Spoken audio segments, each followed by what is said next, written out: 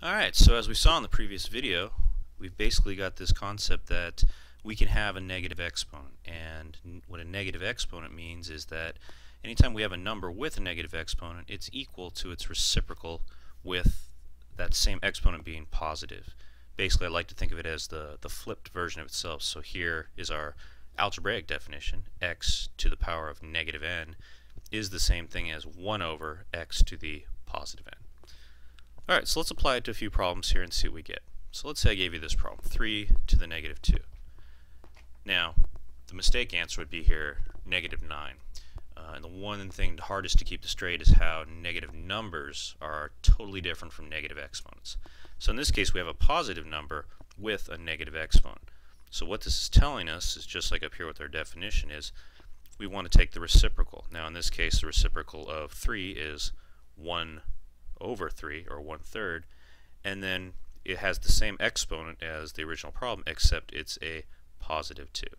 So we get 1 over 3 to the second power, or if I simplify it, because now I can do the exponent. I can't do a negative exponent other than to flip it, but here I can do 3 to the second power. 3 to the second power is 9, so my answer is 1/9.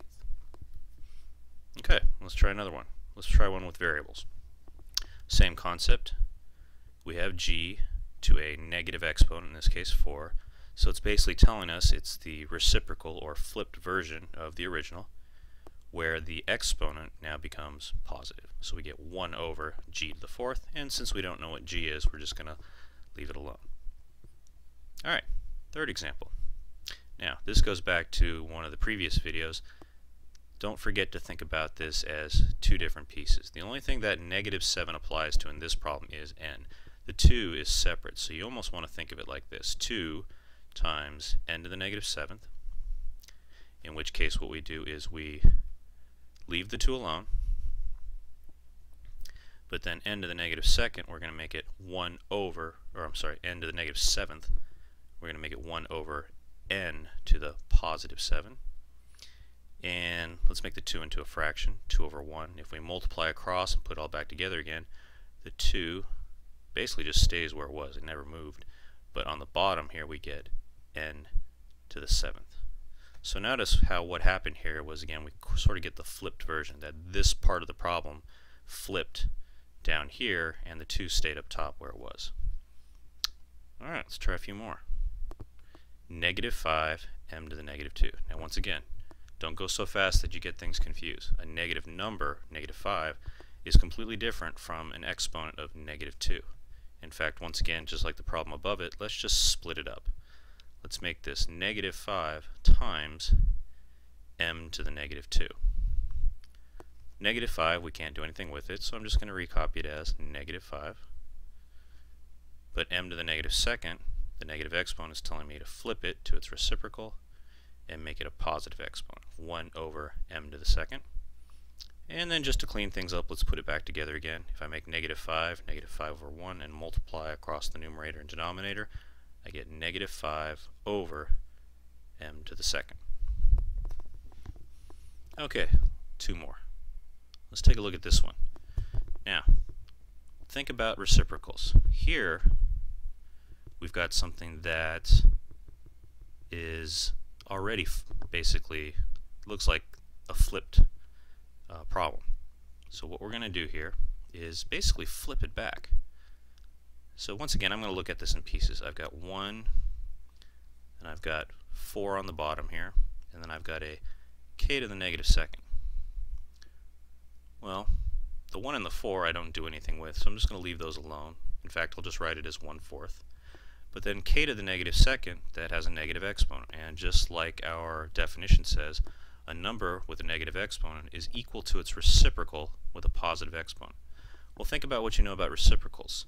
This is basically 1 over k to the negative 2, so what they're asking us to do here is to leave the 1/4 alone, but then flip this to its reciprocal. So what we're going to do is flip it back. K to the positive 2 on top, and 1 on the bottom. And if we multiply all this back together again, we get k to the 2nd over 4. Okay, so this is what you do when that negative exponent is already on the bottom. It flips back to the top. Alright, let's try one last one. Now this one's a really complicated one, but if we break it up into pieces, it's not so bad. First off, -2, let's just consider that separate from everything else. We've got x to the -3rd, which is another part. And on the bottom here, we've got y to the -4th. Now, negative numbers, there's nothing we can do there, so I'm just going to leave -2 alone. And I'm just going to kind of separate this out into 3 pieces. X to the -3rd is telling me that it's going to be flipped. So we're going to make it 1 over x to the +3rd. And then y to the -4th, think of this as being 1 over y to the -4th. And again, the reciprocal of that is to flip it. So when I flip it, I'm going to get y to the 4th on top over 1. Okay, so this negative number basically stayed where it was. This negative exponent, x to the -3rd, is going to flip to the bottom, as you can see it here. And then this y to the -4th is going to flip up to the top. They basically just trade positions. So I get an answer of -2 y to the 4th on top over x to the 3rd. Okay, this is going to take a little bit of practice. This negative exponent is not quite as straightforward as an exponent of 0, but watch these, watch these examples over if you need to again. But we will also talk about this in class, and we'll do a few more problems. It just takes practice to kind of pick up the knack of it.